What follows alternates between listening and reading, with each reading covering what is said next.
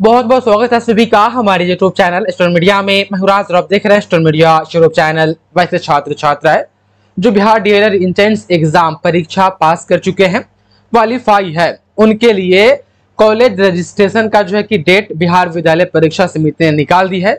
आप लोग जो है कि कॉलेज चॉइस कर सकते हैं 20 जून से 26 जून के बीच में। आपको अपना जो भी कॉलेज आप चाहते हैं कि मेरा लिस्ट में नाम उस कॉलेज में आ जाए, अपने हिसाब से 8 से 10 कॉलेज चूज करके देना है। उसके लिए कुछ शुल्क आपको देना होगा, मैंने उसके बारे में जानकारी दे दी है। अब बात आ रही थी कि सर काउंसलिंग में क्या क्या होता है और काउंसलिंग कहां पर होगा, एडमिशन का प्रोसेस क्या होगा, एडमिशन में कौन कौन से डॉक्यूमेंट्स लगेंगे। कुछ कमेंट्स आ रहे थे कि सर क्या काउंसलिंग ऑनलाइन हो जाएगा, या काउंसलिंग यदि होगा तो क्या पटना जाना होगा काउंसलिंग के लिए। तो डीएलएड में काउंसलिंग क्या होता है, इसका प्रोसेस क्या होता है, कहां पर होगा, तमाम चीजें हम आपको बताएंगे। साथ ही एडमिशन के लिए कौन कौन से डॉक्यूमेंट्स लगेंगे, मैं आपको सारी जानकारी बताएंगे। आप लोग अंतिम क्षण तक बने रहे। तो हम शुरू करते हैं। काउंसलिंग में क्या होता है। देखिए, काउंसलिंग का मतलब यह है कि परामर्श किसी प्रोफेशनल्स के द्वारा वैसे स्टूडेंट या वैसे लोग जिनका काउंसिल किया जाना है, एकदम आमने सामने, एकदम सामने ऑफलाइन होता है काउंसलिंग। और बीएड और डीएलएड में काउंसलिंग का मतलब यह होता है कि जब आप एडमिशन के लिए जाएंगे तो आपके सभी डॉक्यूमेंट्स को चेक करना काउंसलिंग होता है। अभी और आगे हम क्लियर करेंगे। और काउंसलिंग पटना में होगा क्या, तो ऐसा नहीं है। काउंसलिंग वहां पर होता है जिस कॉलेज में आपको एडमिशन के लिए लिस्ट में नाम आया होता है। अब कोई बच्चा होगा जो पटना का ही है और डीएलएड में एडमिशन के लिए जो कॉलेज चॉइस करना है, ये आप देख पा रहे हैं ना। मान लेते हैं कि उनका कॉलेज पटना का ही कॉलेज उनको मिल गया, क्योंकि वो ऑप्शन में पटना का कॉलेज दिया था, तो उनको उसी कॉलेज में जाकर के काउंसलिंग करवाना होगा। मोटा माटी ये समझ लीजिए कि बिहार का कोई भी बच्चा 10 गो कॉलेज डीएलएड में एडमिशन के लिए चॉइस फिल करता है। उस 10 में से कोई एक कॉलेज में एडमिशन लेना है और मेरिट लिस्ट में कोई एक कॉलेज मिलेगा।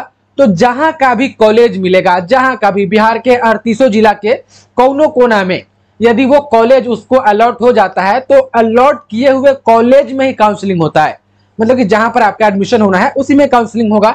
अब काउंसलिंग में क्या होता है, तो काउंसलिंग में देखिए ये होता है, आपने ऑनलाइन आवेदन करते समय जब डीएलएड एंट्रेंस के लिए फॉर्म भराया था ना, तो आपसे डॉक्यूमेंट मांगा गया था, इंटर का और उसके बाद से मैट्रिक का बहुत सारा, आधार कार्ड आपसे मांगा गया था, आवासीय मांगा गया था, इनकम सर्टिफिकेट यदि मांगा गया था, तो उन सभी का जांच करना। बस ओरिजिनल को जो भी कैंडिडेट है उसके सामने उसके सभी डॉक्यूमेंट को जांच कर लेना कि ऑनलाइन में जो ये सब डिटेल्स ही भरा था, इसका ऑफलाइन में डॉक्यूमेंट हम देख रहे हैं सब मैच कर रहा है कि नहीं मैच कर रहा है। तो बस आपके सारे डॉक्यूमेंट को सही है या गलत है, और आपने जो आवेदन में फॉर्म भरा था, जो नंबर दिया था कि हाँ मेरा मैट्रिक में इतना नंबर है, ये मेरा मार्कशीट है, ये मेरा सर्टिफिकेट जो आपने अपलोड किया था, उन सभी का जांच करना ही काउंसलिंग कहलाता है। अब यहाँ पर देखिए, काउंसलिंग में ये काउंसलिंग कब शुरू होगा, तो जब आपको जब कॉलेज अलॉट हो जाएगा और एडमिशन का जब डेट आ जाएगा, तो उस कॉलेज में आप जाएंगे एडमिशन के लिए, तो एडमिशन के दिन ही काउंसलिंग हो जाएगा। काउंसलिंग मतलब क्या कि देखिएगा कि हाँ कैंडिडेट ये ना है और इसका सब डॉक्यूमेंट सही है कि नहीं सही है। तो देखिए, काउंसलिंग में प्लस एडमिशन में समझ लीजिए कौन कौन से डॉक्यूमेंट लगेगा। तो डीएलएड स्कोर कार्ड, जो आपका रिजल्ट आया है उसका जीरोक्स आपको देना है। डीएलएड एंट्रेंस एडमिट कार्ड, जो आपका एडमिट कार्ड था जिसे आप एग्जाम देने गए थे, उसका भी फोटोकॉपी। अब बहुते बच्चा कहेगा कि सर मेरा एडमिट कार्ड है ही नहीं, तो ये खैर आपकी गलती है। मैंने कहा था कि आपको अपना पीडीएफ अपने पास एडमिट कार्ड का संभाल के रखना चाहिए, रखना होगा, और फोटोकॉपी भी 3-4 को करवा करके अपने पास रख लीजिएगा। अब आपके पास एंट्रेंस वाला एडमिट कार्ड नहीं है तो कहां से लाइएगा, ये आप समझिए। अब देखिए, एक चीज ये भी होता है, बहुत सारा कॉलेज है कि बिना एडमिट कार्ड के भी मान जाती है, क्योंकि सबको पता है कि स्कोर कार्ड आया है, कॉलेज अलॉटमेंट लेटर आया है, तो इससे तो कैंडिडेट ऑथेंटिक होगा ही। लेकिन कुछ कॉलेज कहे कि नहीं हमको एडमिट कार्ड चाहिए तो चाहिए ही, इसलिए आप लोग अपना एडमिट कार्ड भी तैयार रखिएगा, फोटोकॉपी। इसके बाद से कॉलेज अलॉटमेंट लेटर, ये कॉलेज अलॉटमेंट लेटर जब फर्स्ट मेरिट लिस्ट आएगी और जो भी कॉलेज आपको मिलेगा तो उसका भी आपको डाउनलोड करना होगा लेटर वा, तो वो लेटर आपको चाहिए। तो ये 3 चीज आपको डीएलएड एंट्रेंस एग्जाम से संबंधित हो गया। ये तो हो गया, इस सबका फोटोकॉपी लगेगा। क्योंकि ओरिजिनल तो खैर है ही नहीं, बस वहां से जो आता है, मान लें कि कलरफुल में प्रिंट करवा लीजिए तो वही हमारा ओरिजिनल हो गया ना, तो उसी को ब्लैक एंड व्हाइट में करवा लिए तो हमारा फोटो कॉपी हो गया। तो ये आप देख पा रही है 3 चीजें। अब देखिए यहाँ पर 10th का मार्कशीट, फोटो कॉपी प्लस में ओरिजिनल। फोटो कॉपी वो ले लेगा और ओरिजिनल में मिलान करेगा कि जो आपने आवेदन करते समय दिया था वो सही है कि नहीं सही है। तो मार्कशीट 10th वाला फोटो कॉपी ले लेगा, ओरिजिनल जो है ना देख करके फिर आपको रिटर्न कर देगा। फिर 12th का सर्टिफिकेट, देखिए सर्टिफिकेट आपके पास ओरिजिनल है तो है, ठीक है, अगर नहीं है तो जब बिहार बोर्ड 10th का या 12th का जब मार्कशीट भेजती है ना तो उसके साथ प्रोविजनल सर्टिफिकेट भी भेजती है, तो उस प्रोविजनल सर्टिफिकेट से भी आपका काम चल जाएगा, कोई दिक्कत नहीं है। तो 10th का वही प्रोविजनल सर्टिफिकेट, फोटो कॉपी तो लगेगा ही, साथ में ओरिजिनल भी ले जाइएगा, ओरिजिनल देखेगा और फिर आपको दे देगा। फिर 12th का मार्कशीट वही फोटो कॉपी जमा कर लेगा, ओरिजिनल आपको देख करके आपका फिर रिटर्न कर देगा। फिर 12th का सर्टिफिकेट वही प्रोविजनल सर्टिफिकेट, नायका वाला को तभी मिला होगा प्रोविजनल सर्टिफिकेट जो 24 में 12th पास किया है, तो प्रोविजनल बाद उसका फोटो कॉपी दे दीजिएगा, ओरिजिनल वो देख लेंगे, आप देख करके फिर आपको रिटर्न कर देगा। देखिए 12th से संबंधित यदि ओरिजिनल कॉपी यदि कोई लेता है तो वो CLC का लेगा, 12th का CLC। देखिए बहुत सारा DLED कॉलेज में होता क्या है कि फोटो कॉपी ही लेता है, ओरिजिनल दे देता है, लेकिन कुछ कॉलेज ऐसा भी होता है कि फोटो कॉपी ना लेता है, ओरिजिनल ले लेता है। तो आप मैम स्टूडेंट CLC का, अच्छा आपके पास 12th का CLC नहीं है, आपने ग्रेजुएशन में एडमिशन ले लिया है, ग्रेजुएशन कंप्लीट आपका हो गया हुआ है, तो ग्रेजुएशन वाला भी CLC आप दे सकते हैं, कोई दिक्कत नहीं है। यदि आपके पास ग्रेजुएशन का भी नहीं है, आपने PG कर लिया है तो PG का CLC होगा ओरिजिनल वाला, तो PG वाला दे दीजिएगा। यानी 12th का है तो 12th का, ग्रेजुएशन का है तो ग्रेजुएशन वाला, PG वाला है तो PG वाला, तीनों में से कोई भी आपका CLC आपके पास है तो आपका एडमिशन हो जाएगा। CLC ओरिजिनल लेगा या फोटोकॉपी पर्टिकुलर उस कॉलेज पर डिपेंड करता है, तो CLC का आप फोटोकॉपी और ओरिजिनल भी ले करके जाइएगा। अब देखिए 12th migration certificate for other board, Bihar board से यदि आपने इंटर की परीक्षा पास की है तो ये वाला ऑप्शन जो है ना आपके लिए नहीं है। यदि कोई बच्चा है कि CBSE बोर्ड से इंटर की परीक्षा पास किया है या किसी दूसरे स्टेट बोर्ड से इंटर की परीक्षा पास किया है तो उनको जो है कि माइग्रेशन सर्टिफिकेट देना पड़ेगा। दूसरे बोर्ड के छात्र छात्राएं, दूसरे बोर्ड ओरिजिनल जो है कि माइग्रेशन आपको देना पड़ेगा। इंटर पास किए बिहार बोर्ड से स्टूडेंट, ये आपके लिए नहीं है। उम्मीद है कि आप समझ पा रहे होंगे।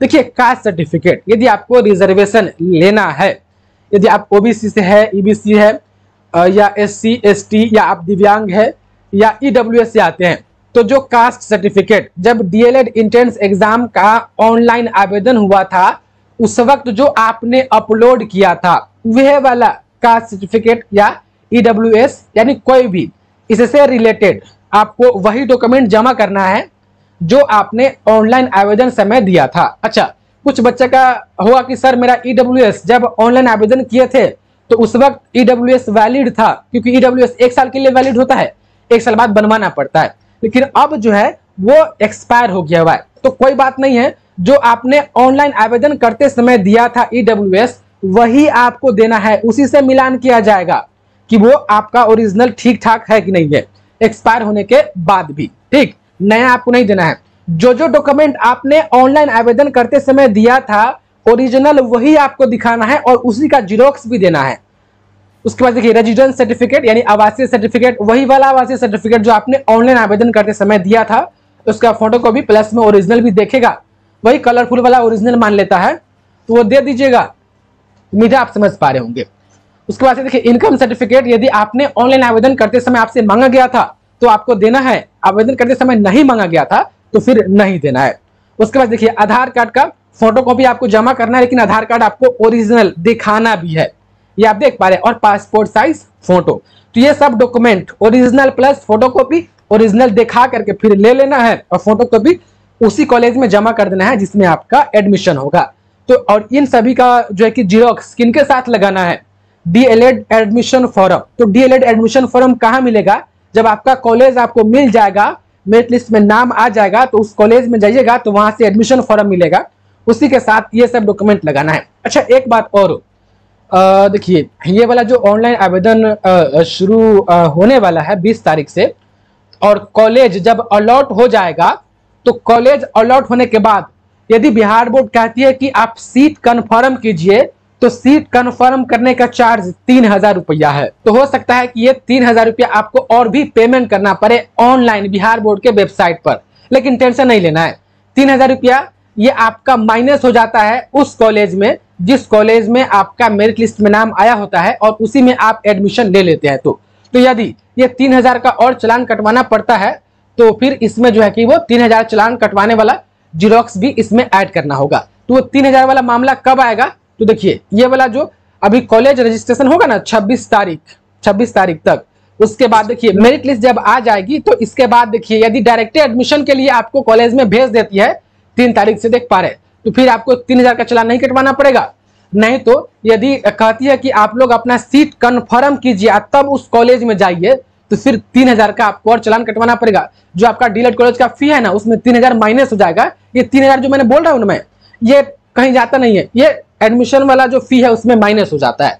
तो आप लोग चैनल से अपडेट रहिएगा और ये सब डॉक्यूमेंट जो है कि आप लोग अपना रेडी रखिएगा।